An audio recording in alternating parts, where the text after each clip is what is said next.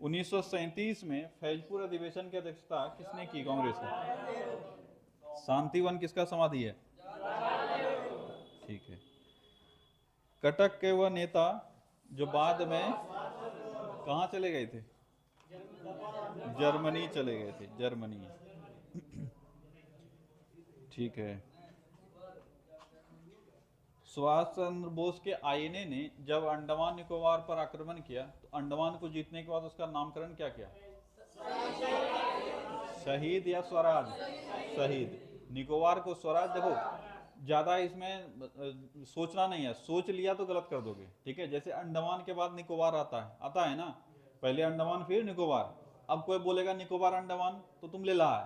ठीक है, तो अंडमान निकोबार चला आ रहा है, इसी को चलने दो। ऊपर से जाओगे उत्तर से दक्षिण तो ऊपर मिलेगा अंडमान और नीचे मिलेगा निकोबार, बदलना नहीं है। उसी तरह से शहीद और स्वराज क्या याद रखेंगे? शहीद स्वराज। तो शहीद किसका हो जाएगा? अंडमान का, और स्वराज निकोबार का। और अगर सोच लिया यहाँ कि क्या था, शहीद या स्वराज, तो 100% हम लिख के देते हैं गलत आंसर करके आओगे, क्योंकि जहां जहां सोचोगे वहां वहां पछताओगे। इसलिए एग्जाम में जो टिक कर दिया, सोचना मत। नेहरू रिपोर्ट कब आया था? जीरादेही में किसका जन्म हुआ था? राजेंद्र प्रसाद का। ठीक है, अभी कहाँ पड़ता है ये?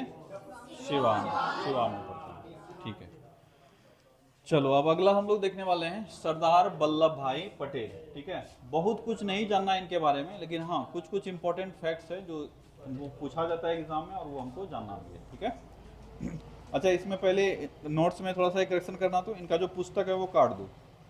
ठीक है, नहीं तो बाद में फिर तुम लोग टोकोगे। इनके द्वारा लिखा गया जो पुस्तक है वो काट दो, ये इनका पुस्तक नहीं है, इन्होंने किसी भी पुस्तक की रचना नहीं की है। ठीक है, तो वो काट देना उससे। ठीक है, चलो सरदार वल्लभ भाई पटेल के बारे में बता रहे थे। जो पुस्तक तुम्हारे नोट्स में उसको काट दो, इन्होंने किसी भी पुस्तक की रचना नहीं की है। ठीक है, पढ़े आगे। चलो अब शुरू करते हैं सरदार वल्लभ भाई की कहानी। कहाँ से बिलोंग करते हैं सरदार वल्लभ भाई पटेल? अगर पूछा जाए तो गुजरात से। ठीक है, हाँ एक गुजराती हैं सरदार वल्लभ भाई पटेल। पटेल टाइटल देख के भी लग रहा है कहाँ के होंगे? गुजराती।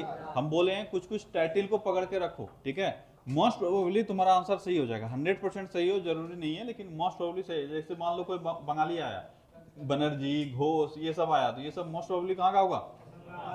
मोस्ट प्रोबेबली, जरूरी नहीं है कि वहां का होगा। जैसे सुभाष चंद्र बोस कहाँ के हैं? ओडिशा के। तो लग रहा होगा कि ये भी बंगाल के ही हैं, लेकिन बंगाल के नहीं है, क्योंकि अभी बंगाल जाओगे तो लगभग बहुत चीजों का ऐसा नाम है जो किसके नाम पे पड़ा हुआ है?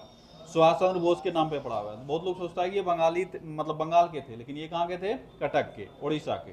लेकिन जनरली कोई बनर्जी मिलेगा, कोई चटर्जी मिलेगा, टैगोर खानदान का कोई मिल जाए, ये सब कहाँ के हैं? बंगाल के। उसी तरह से अगर पटेल टाइटल वाला कोई मिल जाए, आज भी मिल जाए, कहाँ का होगा? गुजरात का। उसी तरह से अभी देखोगे गडकरी टाइटल कहाँ का है? महाराष्ट्र का। कहाँ का? महाराष्ट्र का। ये सब कुछ है टाइटल जो कि क्षेत्रीय टाइटल है, जिसको याद रखोगे। ठीक है, चलो तो सरदार वल्लभ भाई पटेल जो हैं ये गुजरात से बिलोंग करते हैं, और इनका जन्म कब हुआ था? 1875 में। ठीक है, कांग्रेस से 10 साल पहले। कांग्रेस की स्थापना कब हुई? 1885 में। तो कांग्रेस से 10 साल पहले इनका जन्म हुआ, 1875 में ये जन्मे। और जो डेट है वो इंपॉर्टेंट है, वो तुमको याद रखना है, 31 अक्टूबर। कौन सा डेट है?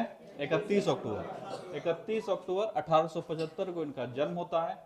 और 31 अक्टूबर को जब मोदी जी सरकार में आएंगे तो 31 अक्टूबर को ये एकता दिवस के रूप में घोषित करेंगे। ठीक है, तो याद रखोगे एकता दिवस कब मनाते हैं हम लोग? 31 अक्टूबर को एकता दिवस मनाते हैं।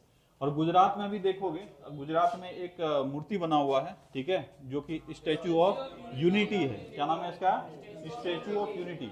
सरदार पटेल जी का वो मूर्ति है, और वो दुनिया की सबसे ऊंची मूर्ति है। ठीक है, अगर पूछा जाए कि दुनिया की सबसे ऊंची मूर्ति कौन सी है, तो याद रखोगे स्टैचू ऑफ यूनिटी।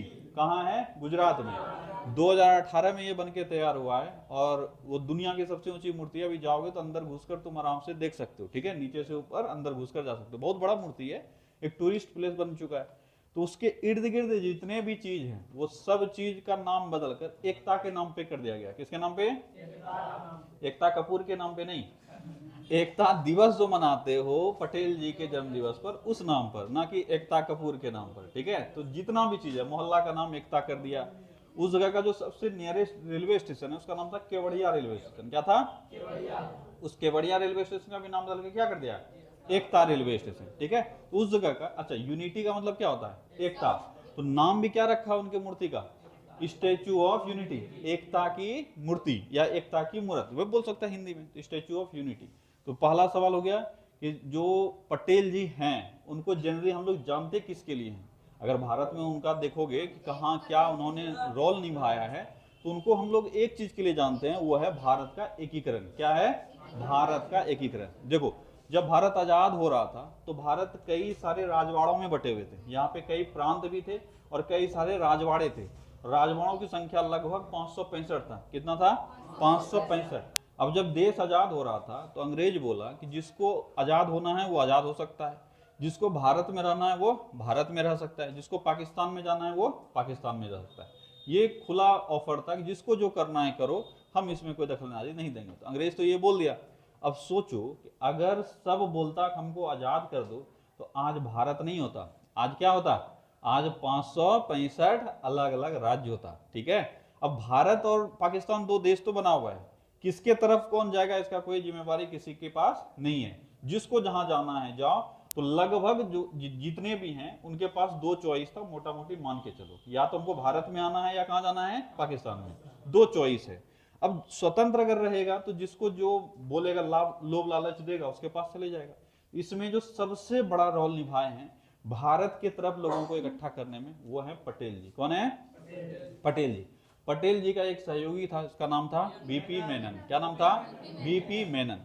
तो बीपी मेनन और पटेल जी मिलकर जितने राजवाड़े थे सबसे संपर्क किए और रियासत का एकीकरण का इनको जिम्मा मिला था, ठीक है। इन्होंने संपर्क किया और सबको लगभग किसके तरफ मिला लिया, भारत की तरफ। अगर 13-14 छोड़ दो, ठीक है, बड़े तो 9 ही हैं, छोटा मोटा मिला के 13-14 अगर छोड़ दो तो वो सब चला गया पाकिस्तान। देखो भौगोलिक हिसाब से भी काम होता है। अगर मुस्लिम बहुल क्षेत्र था, जैसे मान लो ये भारत का पूरा क्षेत्र है, दिल बना दिए जी, ठीक है, चलो ये वाला क्षेत्र पाकिस्तान हो गया, ठीक है, ये वाला क्षेत्र किसका हो गया, पाकिस्तान का। तो इतना सा पाकिस्तान को मिल गया और ये पूरा दिल में कौन रह गया, भारत, ठीक है। तो भौगोलिक क्षेत्र से देखोगे तो ये तो पाकिस्तान को बढ़ गया, उधर हमारा ज्यादा इंटरेस्ट भी नहीं था, एक को छोड़कर, ये वाला पोर्शन छोड़कर। ये कौन है, ये है जम्मू कश्मीर। उसके बाद इधर वाला पोर्शन देखोगे तो इतना सा पोर्शन भी यहाँ मुस्लिम बहुल क्षेत्र था, जिसको कि हम लोग आज बांग्लादेश के नाम से जानते हैं। तो ये भी कट गया, ये किधर चल गया, कहाँ चल गया, ये चल गया पाकिस्तान में। तो ये दोनों पर ज्यादा फोकस नहीं किया गया, लेकिन ये बाकी बीच में जितने हैं इसमें भी तो कई जगह मुस्लिम है, ठीक है। इन क्षेत्रों को मिलाने के लिए सबसे बड़ा जिम्मेवारी किसने निभाया, पटेल जी ने। इसीलिए इनको कहा जाता है, इनको जाना जाता है देश के एकीकरण के लिए, ठीक है। और देश के एकीकरण के लिए इनको एक उपनाम भी मिलता है, ठीक है। कौन सा उपनाम मिलता है, बिस्मार्क का। इसको मिलता है कौन सा, बिस्मार्क। अगर पूछा जाए कि भारत का बिस्मार्क किसको कहा गया, पटेल जी को। और इनका जो डिसीजन होता तो काफी फर्म डिसीजन होता था, अगर हम बोल दिए तो करेंगे, ठीक है। और इसी को हम लोग बोलते हैं आयरन मैन। क्या बोलते हैं, आयरन मैन, मतलब सॉलिड आर्मी, ठीक है। तो अगर पूछा जाए, बिस्मार्क को भी कहा जाता था, ठीक है। तो इसी तरह से पटेल जी को भी कहा जाता है iron man of India, Bharat का लौह पुरुष। क्या कहा जाता है, भारत का लौह पुरुष। तो देखा कि इनको मुख्य रूप से हम किसके लिए जानते हैं, देश के एकीकरण के लिए। तो याद रखोगे इनका सबसे बड़ा योगदान जो है वो आजादी के बाद ही है, ठीक है। आजादी के बाद जो समय बचता है, आजादी के बाद जितनी रियासत है अपनी तरफ मिलाने में, उसमें सबसे बड़ा योगदान होता है। इसीलिए इनको दो उपनाम भी मिलता है, एक है भारत का बिस्मार्क और दूसरा है भारत का लौह पुरुष, ठीक है। इससे पहले इनको कहीं हम लोग देखे हैं क्या, एक दो घटना है जहां पर देखे हो, राजनीतिक करियर की जब ये शुरुआत करेंगे, ठीक है, तो खेड़ा आंदोलन से शुरू होगा। बताए होंगे जब खेड़ा आंदोलन पढ़ा रहे होंगे कि खेड़ा आंदोलन अगर तुमसे पूछा जाए कि किसने किया, तो आंसर होगा महात्मा गांधी। क्या होगा, महात्मा गांधी। ये तो बड़े चेहरा है, बताए थे ये पोस्टर बॉय है, ठीक है। पोस्टर बॉय करने का मतलब हुआ कि पोस्टर जो बना उसमें सबसे बड़ा फोटो रहेगा महात्मा गांधी का, लेकिन धरातल पर जो काम कर रहा है उसमें सबसे बड़ा नाम किसका है, पटेल जी का। किसका है, पटेल जी। तो खेड़ा सत्याग्रह या खेड़ा आंदोलन जो है उसमें ये बहुत बड़ा रोल निभाए थे। और इसीलिए अगर पूछा जाए कि इनका कैरियर जो शुरू हुआ इस क्रांतिकारी गतिविधि में, वो कहां से शुरू हुआ, खेड़ा आंदोलन से। कहां से, खेड़ा आंदोलन। भले ही इसमें मुख्य नेता कौन थे, गांधी जी, पर सबसे ज्यादा काम किसने किया धरातल पर, पटेल जी ने। और यहीं से इनका थोड़ा सा वर्चस्व बना सोसाइटी में, ठीक है। आगे चल के देखोगे ये हुआ था 1918 में। कब हुआ था, आगे चल के 10 साल बाद देखोगे एक और सत्याग्रह होगा गुजरात वाले क्षेत्र में, जिसको हम लोग बारदोलोई सत्याग्रह कहेंगे। क्या कहेंगे, बारदोलोई सत्याग्रह। और ये इनका सबसे बड़ा अभियान होगा जो स्वतंत्र रूप से ये डील करेंगे। तो अगर पूछा जाए बारदोली सत्याग्रह का नेता कौन कौन, सरदार वल्लभ भाई पटेल। बारदोली सत्याग्रह क्या था, बारदोली जगह, वहां पर भी लोगों का किसानों का जो है प्रतिनिधित्व किसने किया था, बाल गंगाधर तिलक ने। वहां पे भी जो क्या हुआ, हाँ सरदार पटेल, हम क्या बोल दिए, तिलक बोल दिया क्या, अरे ये दो नाम हम कभी कभी गड़बड़ कर देते हैं, ठीक है। पटेल जी की जगह पे तिलक बोल देंगे, तिलक जी की जगह पटेल बोल देते हैं, ठीक है। पटेल जी का चर्चा कर रहे हैं हम लोग, पटेल जी का चर्चा करें ना ठीक है। चलो, तो 1928 ईस्वी में बारदोलोई में जो आंदोलन होगा, किसानों का आंदोलन होगा। अगर पूछा जाए किसका आंदोलन था, किसानों का आंदोलन था, लगान के विरुद्ध ये आंदोलन था। और इसमें भी नेतृत्व किसने प्रदान किया है, सरदार वल्लभ भाई पटेल ने। और उनका आंदोलन सक्सेसफुल भी रहा। आंदोलन के बारे में तो पढ़ा रखे ना, आंदोलन अलग टॉपिक था, पढ़ा दिए सब चीज, ठीक है। तो इस आंदोलन में इनके सक्सेस के वजह से ही वहां की महिलाओं ने इनको उपाधि दिया था सरदार। क्या दिया था, सरदार, कि हमारा सरदार तो एक ही है, वो कौन है, पटेल जी। कौन है, पटेल जी। तो इनका अभी तक 3 उपाधि तुम लोग देखा, क्या क्या देखा, सरदार, बिस्मार्क और लौह पुरुष। और यही सबसे सवाल, मतलब इन्हीं सब टॉपिक से सवाल ज्यादा बनता है, ठीक है। तो अगर पूछा जाए सरदार की उपाधि किसको मिली है, पटेल जी को। किसने दिया है, बारदोलोई की महिलाओं ने। किसने दिया है, बारदोलोई की महिलाओं ने, ठीक है। कई जगह हो सकता है किताब में तुमको मिले गांधी जी ने, अगर किताब में कहीं पे भी मिले गांधी जी, ये एक बार सवाल आया है और ऑप्शन में बारदोलोई की महिला नहीं है, नन ऑफ दिस भी नहीं है, तो आंसर क्या ले लिया है, महात्मा गांधी ले लिया है। पर ये आंसर सही 100% नहीं होगा। अगर इस तरह का सवाल कभी दोबारा रिपीट होता है तो करोगे, नहीं तब आंसर क्या करोगे, बारदोलोई की महिलाओं ने। पहले सबसे पहले सरदार की उपाधि किसने दी, बारदोलोई की महिलाओं ने। फिर गांधी जी इनको सरदार जी कह के संबोधित करेंगे तो वहां से भी आ जाएगा, लेकिन आंसर होगा हमारा बारदोलोई की महिलाओं ने, ठीक है। और दूसरा, इनको भारत के एकीकरण के लिए जाना जाता है, इसीलिए इनको कहा जाता है भारत का बिस्मार्क या लौह पुरुष ऑफ इंडिया, यानी आयरन मैन ऑफ इंडिया। क्या इनके बारे में थोड़ा बहुत जान लिया, बहुत कुछ इन्होंने नहीं किया है, ठीक है। जो इन्होंने किया है, मतलब तुम्हारे नोट्स के हिसाब से या पढ़ाई के हिसाब से बोल रहे हैं, इन्होंने देश के लिए तो बहुत कुछ किया है, पर हम बहुत कम पढ़ते हैं, ठीक है। उसके बाद जब देश आजाद हो जाएगा कंप्लीटली, तब हमारा जो सरकार का गठन होगा उसमें ये क्या बनेंगे, उप प्रधानमंत्री। क्या बनेंगे, उप प्रधानमंत्री। सरदार पटेल जी काफी पॉपुलर थे, यूथ के बीच में ये काफी पॉपुलर थे। और कहा यह जाता है कि जब अंतरिम सरकार का गठन हो रहा था, उस समय में जब प्रधानमंत्री चुना जाना था, उस समय में तो कांग्रेस के लोग बैठे हुए थे, वही लोग चुन रहे थे। तो विचार आया कि कौन बनेगा, तो गांधी जी का थोड़ा सा झुकाव किसकी तरफ ज्यादा था, जवाहरलाल नेहरू की तरफ ज्यादा था। तो गांधी जी का विचार था कि नेहरू जी को बनना चाहिए, पर ऐसे डायरेक्टली बना देंगे तो अच्छा नहीं लगेगा। तो इसीलिए विचार आया कि चलो हम लोग आपस में क्या करेंगे, वोटिंग करवा लेते हैं कौन बनेगा। तो वोटिंग जब करवाए तो उसमें पटेल जी आ गए टॉप पर। अब गांधी जी का थोड़ा सा गड़बड़ हो गया यहाँ पे, ठीक है। लेकिन गांधी जी फिर सोच विचार करके बोले नहीं, इसको छोड़ दो पटेल जी को, प्रधानमंत्री तो बनेगा जवाहरलाल नेहरू ही ठीक है। तो हम कहते हैं प्रधानमंत्री जवाहरलाल नेहरू को बनने दो, क्योंकि कुछ कारण है उसमें, ठीक है। पटेल जी को उप प्रधानमंत्री बना दो, तो खुश करने के लिए। अब पटेल जी इतना सम्मान करते थे गांधी जी का, अगर वो बोल दिए तो वो झुकेंगे नहीं, ठीक है। चलो आ जाओ। जन्म इनका कब हुआ, 31 अक्टूबर 1875। कब हुआ, 31 अक्टूबर 1875 को इनका जन्म हुआ। और 31 अक्टूबर को हम लोग क्या मनाते हैं, राष्ट्रीय एकता दिवस। कब से मनाना चालू किए, 2014 से 31 अक्टूबर को राष्ट्रीय एकता दिवस के रूप में हम लोग मनाना शुरू किए, ठीक है। क्या हुआ जी, ठीक है। इनका मृत्यु कब हुआ, मृत्यु कब हुआ, 1950 में। कब हुआ है, 1950। डेट याद रखने की आवश्यकता है नहीं, ठीक है। डेट उतना एग्जाम में ये सब जरूरी नहीं है, लेकिन हाँ जन्म दिवस का डेट जो है वो इंपॉर्टेंट है, ठीक है। कब इनका मृत्यु हुआ है, 15 दिसंबर 1950। ईयर याद रखना, ईयर पूछता है। और जो बर्थ डेट है इनका वो याद रखोगे। कब, कौन सा डेट है, 31 अक्टूबर। और 31 अक्टूबर को किस रूप में मनाते हैं हम लोग, राष्ट्रीय एकता दिवस के रूप में मनाते हैं, ठीक है। भारतीय स्वतंत्रता में योगदान, 2 ही आंदोलन है जो इनसे मुख्य रूप से संबंधित है, दोनों अच्छे से याद रखोगे। एक है खेड़ा आंदोलन और दूसरा है बारदोलोई सत्याग्रह। और भी छोटे छोटे आंदोलन है, लेकिन बड़े आंदोलन में से यही 2 आएगा। एक आएगा खेड़ा आंदोलन जो कब का है, 1918 का, और बारदोलोई सत्याग्रह कब का है, 1928 का। और इसी बारदोलोई सत्याग्रह के दौरान इनको कौन सा उपाधि मिला, सरदार, ठीक है। सरदार की इनको उपाधि भी मिली, ठीक है। आगे है आजादी के बाद। आजादी के बाद इनका क्या रोल रहा, तो ये भारत के प्रथम उप प्रधानमंत्री एवं गृह मंत्री बने थे, ठीक है। तो आजादी के बाद यानी भारत में जो अंतरिम सरकार का गठन हुआ था उसमें ये क्या बने थे, उप प्रधानमंत्री और गृह मंत्री, ठीक है। और रियासतों के एकीकरण का जिम्मेवारी किसको मिला था, सरदार पटेल को। काफी इंपॉर्टेंट चीज है ये, यहां से काफी बार सवाल आता है कि दो लोग हैं जिनका एकीकरण में योगदान है। अब एक बार सवाल पूछा गया, 3 आदमी का नाम दिया गया, पूछा गया कि भारत के एकीकरण में निम्न में से किसका योगदान था। एक ऑप्शन है माउंटबेटन, 2 ऑप्शन है के मेनन, तीसरा नाम है, क्या नाम है जी, सरदार वल्लभ भाई पटेल, जिनका सबसे बड़ा रोल था, ठीक है। और डी ऑप्शन है ऑल ऑफ द अबव। क्या आंसर होगा। अब ये थोड़ा सा कंफ्यूजिंग क्वेश्चन है, ठीक है। अगर इस तरह के सवाल पूछे तो शुरुआती दौर में देखोगे जो माउंटबेटन साहब हैं, जो भारत के अंतिम वायसराय होंगे और आजाद भारत के प्रथम गवर्नर जनरल होंगे, ठीक है, माउंटबेटन। अब उस समय में माउंटबेटन को जाना था, ठीक है। माउंटबेटन तो है अंग्रेज, भारत का विभाजन हो चुका है, माउंटबेटन क्या करेगा, जिसको जहां जाना है जाओ। अब के मेनन साहब जो थे, कहा जाता है कि इनका जो डिप्लोमेसी है, डिप्लोमेसी पॉलिसी है, ये काफी स्ट्रांग था, मतलब ये बोलने में काफी तेज तरह थे। तो बात करने गए माउंटबेटन साहब से, ठीक है, थोड़ा देर आधा घंटा तक बात किए, पता नहीं उनको क्या क्या समझाए। उसके बाद माउंटबेटन तैयार हो गया कि ठीक है, जिसको इसको बोलोगे हम फोन कर देंगे रियासत वाले को कि भारत की तरफ आ जाओ।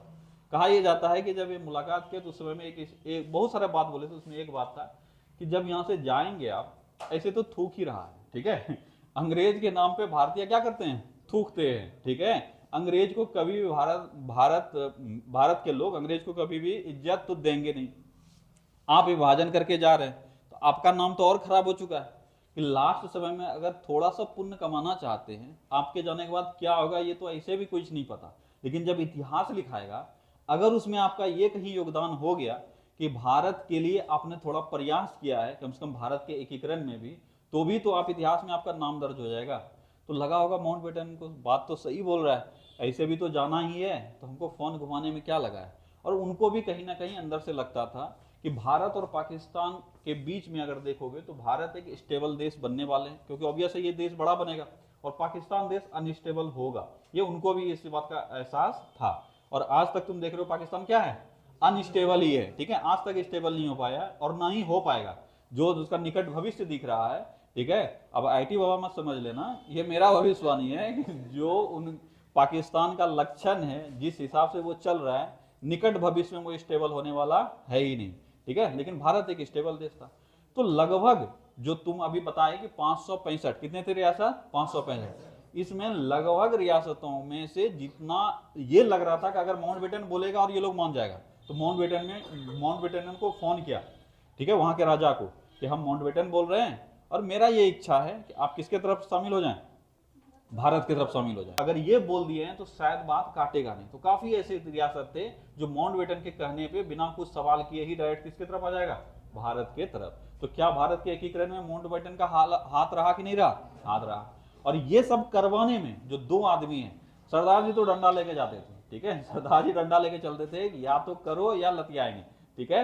ये पहले प्यार से समझाते थे, पटेल जी जो है ये प्यार से समझाते हैं, बाबू देखो ये बेनिफिट्स है, ठीक है, अगर मान लिया तो ठीक है, नहीं माना था फिर हम अपना जादू टोना करेंगे, ठीक है।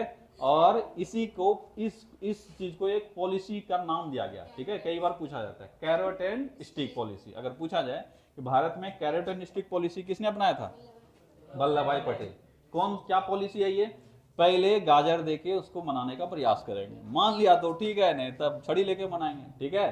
तो पटेल जी इसलिए जाने जाते थे। तो सारे रियासत में जहां जहां उनको लगा था कि ये लोग नहीं मानने वाला है, जाके समझाया कि भारत में रहने पे ये सारे बेनिफिट होंगे और नहीं रहोगे तो फिर देखा जाएगा क्या करना है। इसमें से 1-2 तो हरामी भी था, ठीक है, जैसे कि हैदराबाद। 3 ऐसे राज्य थे, 3 ऐसे रियासत थे जो बोला जो करना है कर लीजिए, हम मिलेंगे नहीं। एक था जम्मू कश्मीर, एक था जूनागढ़ और एक था हैदराबाद, ठीक है। जम्मू कश्मीर का मतलब विवाद थोड़ा अलग था। जम्मू कश्मीर का विवाद ऐसा था कि जम्मू कश्मीर के राजा थे हिंदू और जनता थी मुस्लिम, तो अब इसमें विवाद थोड़ा सा ज्यादा था। और ज्योग्राफिकली भी देखोगे तो जम्मू कश्मीर जो है वो पाकिस्तान और भारत के बॉर्डर पे ही है, तो यहाँ का विवाद थोड़ा अलग था। तो ये अलग तरीके से डील, ये भी पटेल जी सुलझा लिए थे। उलझाने का श्रेय, जम्मू कश्मीर के विवाद को उलझाने का श्रेय जाता है जवाहरलाल नेहरू को, और ये निर्विवादित है। तुम इतिहास अगर पलट के देखोगे तो जम्मू कश्मीर के मुद्दे को पूरी तरह से उलझा के रख दिया, किसने रख दिया, जवाहरलाल नेहरू ने। नहीं तब जम्मू कश्मीर कब का मामला सुलझ गया होता, ठीक है। बाकी बचे 2, कौन कौन सा? जूनागढ़ और हैदराबाद। जूनागढ़ में पटेल जी गए और समझाया उसको, ठीक है, पहले कैरेट दिए, निगाजर दिए, समझाए, वो नहीं माना, बोला नहीं ऐसे नहीं मानेंगे, बोला अच्छा ठीक है कर देखते हैं। तो जूनागढ़ में सबसे पहले वो जितना टॉर्चर हो सकता था इंटरनली उसको कर दिए, बाहर से पता चला सब चीज ठीक ठाक है। उसके बाद बोले पता करवाए लोकेलिटी में, यहाँ पे आबादी अधिक किसका है, कौन बोलेगा कि हम भारत में रहना है, कौन बोलेगा पाकिस्तान में रहना है। तो इनको एहसास हो गया कि अधिकांश लोग क्या बोल रहे हैं, भारत में रहेंगे, अधिकांश लोग क्या बोल रहे हैं, भारत में रहेंगे। तो राजा को जाके बोलते हैं कि ठीक है, आपको अगर यही इच्छा है जनता से पूछ लीजिए, जनता से पूछिएगा तो पता चल जाएगा आपको किधर जाना है, आपके हिसाब से थोड़ी ना होगा। बोले ठीक है, बात तो आपका सही है। राजा तो सोया हुआ है, उसको नहीं पता है कि मार्केट में क्या हो रहा है, और ये पटेल जी सब पता करके बैठे हुए हैं। जनमत संग्रह हो गया, जनमत संग्रह समझते हो ना, ठीक है, लोगों का वोटिंग करवा लिया, उसमें वोटिंग में आ गया कि भारत की तरफ जूनागढ़ मिलने वाला, तो जनमत संग्रह से किसको मिला लिया, जूनागढ़ को। अब बच गया हैदराबाद। हैदराबाद में ये पॉलिसी नहीं कर, हैदराबाद भी तैयार है करवाइए, क्योंकि हैदराबाद वाले क्षेत्र में मतलब अधिकतम आबादी क्या है, मुस्लिम का। हैदराबाद बोला जनमत संग्रह के जरूरी है, जो वहां के वहीं करेंगे यहाँ पॉलिसी बदलेंगे हम यहाँ तुमको अपने से साइन करना होगा, नहीं करोगे तो लतियाएंगे। बोला जो करना है कर लीजिए, हम नहीं मानेंगे तो नहीं मानेंगे। बोला ठीक है, तब हम आक्रमण करेंगे ठीक है, बोला कर दीजिए। तो ये आक्रमण कर दिया, फायर वायर ये लोग चालू कर दिया।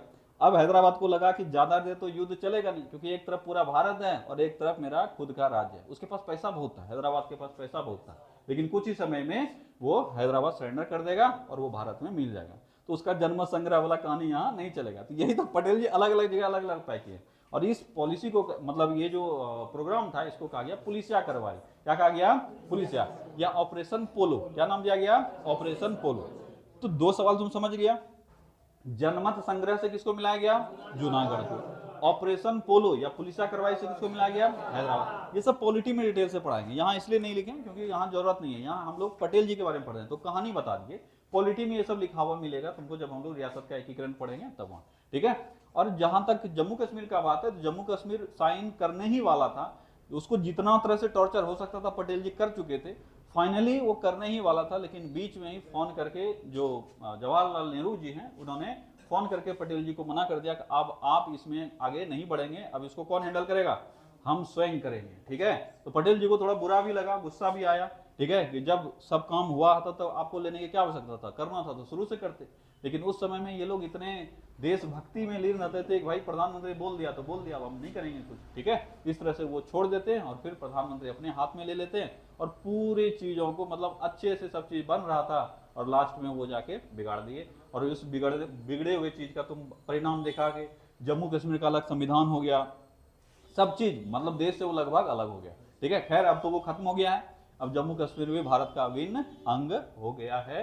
तुम जाओ जमीन वमीन खरीद सकते हो, वहां कोई दिक्कत नहीं है, बस सकते हो। हाँ, ये इसका गारंटी नहीं देंगे कितने दिन तक बसोगे ठीक है, लेकिन बस सकते हो, इसका संविधान तुमको अब परमिशन देता है, लेकिन कितने दिन तक बसोगे इसका संविधान तुमको गारंटी नहीं देता है, ठीक है। चलो आ जाओ तो देश के रियासतों में एकीकरण में योगदान इनका देख लिया, ठीक है। पूरा देश का एकीकरण करने का इनको श्रेय दिया जाता है। और इनके सहायक कौन थे, वीपी मेनन। कौन थे, वीपी, ठीक है, वीपी मेनन, ठीक है। ये काफी इंपॉर्टेंट आदमी है, ठीक है। जो रियासत एकीकरण कमेटी गठित किया गया उसके अध्यक्ष कौन नियुक्त होंगे, सरदार पटेल। कौन होंगे, सरदार पटेल। और उसके उपाध्यक्ष कौन नियुक्त होंगे, वीपी मेनन। कौन नियुक्त होंगे, वीपी मेनन। तो याद रखोगे रियासतों के एकीकरण में सबसे बड़ा योगदान होगा पटेल जी का और इनका सहायक कौन होगा, वीपी मेनन, ठीक है। अब इनको उपनाम बता दिए, उपनाम सरदार का उपनाम मिला है, कब मिला है, 1928 में बारदोलोई के महिलाओं के द्वारा। भारत का बिस्मार्क और इनको लौह पुरुष भी कहा जाता है। इनको भारत रत्न मिला, काफी इंपॉर्टेंट चीज है। इनको भारत रत्न से कब सम्मानित किया गया, तो इनको इनके मृत्यु के काफी समय बाद 50 में इनकी मृत्यु हुई है, 54 में भारत रत्न पुरस्कार शुरू हो गया। भारत रत्न पुरस्कार कब शुरू हुआ, 54 में। अब जो इनका योगदान था उसके लिए इनको 55-56 काफी है। अगर जवाहरलाल नेहरू को 55 में मिल सकता है तो शायद पटेल जी को भी 55 तक मिल जाने चाहिए थे। पर काफी सारे विवाद है, वो सब पॉलिटिकल चीजें हैं, वो सब हम लोग डिस्कस नहीं करेंगे। और इनको मिलने में काफी लेट हुआ और इनको जाके भारत रत्न से कब सम्मानित किया गया, 1991 में, ठीक है, 1991।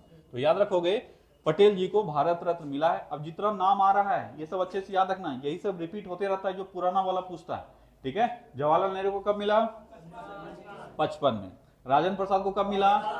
62 में, ठीक है। और पटेल जी को कब मिला? 1991 में। अब देखो ये चीज तुम लोग पढ़ रहे हो, अब एग्जाम में क्या पूछेगा, यही सब के 20 से 3-4 नाम उठा के देगा। अब जब भारत रत्न पढ़ाएंगे तो वहां और भी नाम पढ़ाएंगे, लेकिन वहां रिकॉल कर लोगे अच्छे से तो याद हो जाएगा। 4-5 नाम जो पॉपुलर नाम है उसको याद रखना है, उसमें से 3 नाम दे देगा और एक कोई दे देगा जो कि नाम पॉपुलर है पर भारत रत्न नहीं मिला है। पूछ लेगा निम्न से किसको भारत रत्न अभी तक नहीं मिला है। तो कंफ्यूज ज्यादा नहीं होना है, सबका लिस्ट में नाम याद नहीं करना है, जो बहुत अधिक पॉपुलर है उन सबका नाम पता होना चाहिए, ठीक है। चलो इसके बाद दुनिया का सबसे ऊंचा मूर्ति, ये तो करंट चीज है, ठीक है। दुनिया का सबसे ऊंचा मूर्ति क्या कहलाता है? Statue of unity. क्या कहलाता है? Statue of unity. किसका मूर्ति है ये? सरदार पटेल का ये मूर्ति है। कहां बना हुआ है? नर्मदा जिला गुजरात। कहां बना हुआ है? नर्मदा जिला गुजरात। किस नदी के तट पर? नर्मदा नदी के तट पर। किस नदी के तट पर? नर्मदा नदी के तट पर। और पूछा जाए कि कौन सा बांध है उस जगह, तो सरदार सरोवर बांध। कौन सा बांध है? सरदार सरोवर बांध। और अगर पूछा जाए कि जो बना हुआ जगह, वो जगह कौन सा है? साधु बेट टापू। कौन सा है? साधु बेट टापू।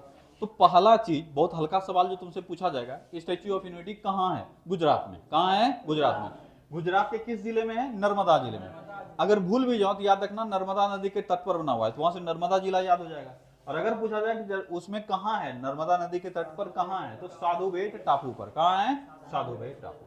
इसकी ऊंचाई कितनी है? दुनिया की सबसे ऊंची है, तो याद रखोगे कितना है? 182 मीटर। 182 मीटर। कितनी ऊंचाई है इसकी? 182 मीटर इसकी ऊंचाई है। इसके वास्तुकार कौन है ये भी पूछा जाता है। वास्तुकार कौन है इसका? राम सुतार। वास्तुकार का नाम है राम सुतार, ठीक है। राम सुतार, ठीक है। इसके वास्तुकार है राम सुतार, ठीक है। कौन है वास्तुकार? राम सुतार। वास्तुकार है राम सुतार, ठीक है। और सबसे नजदीकी रेलवे स्टेशन, इसका जो नजदीकी रेलवे स्टेशन है उसका नाम है केवड़िया रेलवे स्टेशन। क्या नाम है?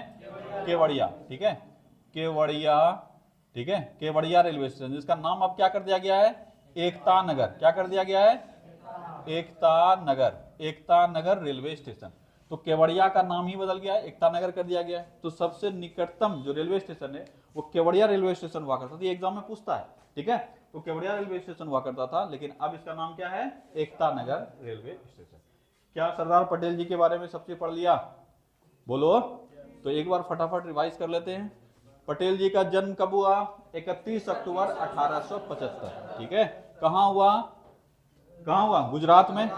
गुजरात में, ठीक है। इनके जन्म दिवस पर क्या मनाते हैं हम लोग? राष्ट्रीय एकता दिवस। कब से शुरू हुआ? 2014। मृत्यु कब हुआ? 1950। भारतीय स्वतंत्रता संग्राम में इनका दो जगह पे मुख्य योगदान है। एक है खेड़ा आंदोलन और दूसरा है बारदोली सत्याग्रह। पहला अगर पूछा जाए तो खेड़ा और सर्वाधिक पूछा जाए तो बारदोली। 2 सवाल समझा। अगर पटेल जी का पहला आंदोलन पूछा जाए तो हो जाएगा खेड़ा आंदोलन, और पटेल जी का सर्वाधिक योगदान किस आंदोलन में रहा तो हो जाएगा बारदोली सत्याग्रह, ठीक है। सरदार की उपाधि कहां मिली? बारदोली की महिलाओं के द्वारा बारदोली में मिली, ठीक है। आजादी के बाद इनको प्रथम उप प्रधानमंत्री और गृह मंत्री नियुक्त किया जाएगा। रियासत के एकीकरण में इनको एकीकरण जो विभाग होगा उसका इनको क्या बोलते हो, अध्यक्ष बनाया जाएगा, और इनको एक सहयोगी दिया जाएगा जो कि उपाध्यक्ष होगा, उसका नाम है वीपी मेनन। उपनाम इनका है सरदार, भारत का बिस्मार्क और भारत का लौह पुरुष। ये काफी बार बच्चों को पूछा जाता है। 2, 3, 4 का जो क्लास का जीके का एग्जाम होता है कहीं पे, ठीक है, उसमें काफी पूछा जाता है। Iron man of India, who is called iron man of India? कौन है? सरदार पटेल। और आज भी तुम लोग को नहीं आता, ठीक है। बहुत ऐसा बच्चा है जो आज भी रटता है ये चीज। सोचो दूसरा तीसरा के बच्चा को ये सब पूछा जाता है और तुम लोग को नहीं आता। चलो, इनको भारत रत्न कब मिला? 1991 में भारत रत्न मिला। दुनिया की सबसे ऊंची मूर्ति किसकी है? पटेल जी की। क्या नाम है उसका? Statue of unity. कितना ऊंचाई है? 182 मीटर। कहाँ है? गुजरात के नर्मदा जिला में, ठीक है। बनाया किसने था? राम सुतार। डिजाइन किया था राम सुतार ने। और नजदीकी railway station Kevadia railway station. कहानी खत्म हुआ।